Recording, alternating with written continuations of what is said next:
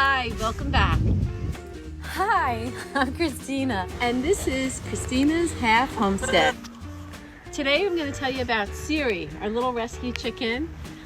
So we got her through, we got a call from someone we know that they knew someone who had one chicken and they didn't really want it. They got it as a gift. So they asked if we would take it. So we kind of laughed because the whole concept of a rescue chicken is funny.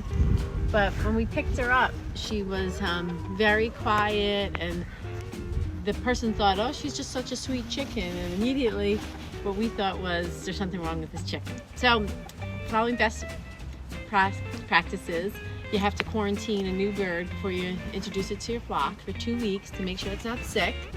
Turns out little Siri wasn't sick. She was hungry and thirsty. They didn't have any chicken feed. They weren't giving her any feed. They were giving her scraps of what was around and allowing her to forage. But if you're up in the Northeast in the winter, there's not a lot of protein for her to forage. So here she is. She is very friendly, but it's time for her to go meet her friends and the other food. She's been quarantined. We actually kept her quarantined for close to a month, but only because we wanted her to be as strong and as big as possible to mix with the other girls, because some of them are quite large. And we figured that would be her best chance at success, so they wouldn't pick on her as much. But it is healthier for her to live with the other birds, to live in a flock. It's warmer because at night they all have each other's body heat in the coops. So this is just a better move for her. So we're going to show you how to introduce just one single chicken into our huge flock over there. Maybe not huge, but our big flock.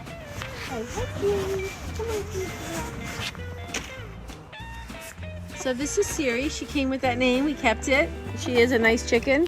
We think she's an Australorp. So that's a brown egg layer, and a great breed and a very old breed. And what we're going to do is we've had her near the other run, which is right here, but we're going to put her in this pet carrier today for a few hours so they can just see her. But I think her odds of success are good. She's gotten nice and big and strong and healthy. They hear each other. They've been eating the same feed, so they smell alike. So I think between the sight and the smell, she's not a total stranger to them. But we're gonna put her in this, and she's a little protected. Of course, we're gonna put food and water in here, and normally this is done when it's warm around and so forth. So we're gonna I'm not sure if we should put her outside or in. I'm thinking we'll put her outside now, because it is warming out and it's above freezing, and I think it's better for her. So we're gonna put some food in there with her, and we're gonna put water in with her. We're gonna put the food in now, and we'll add the water when she gets settled.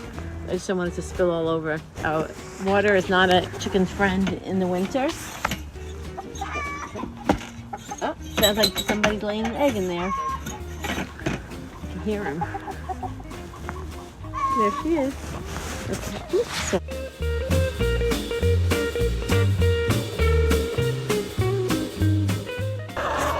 If they keep picking on her, chickens will pick on another chicken until they die if they don't like it.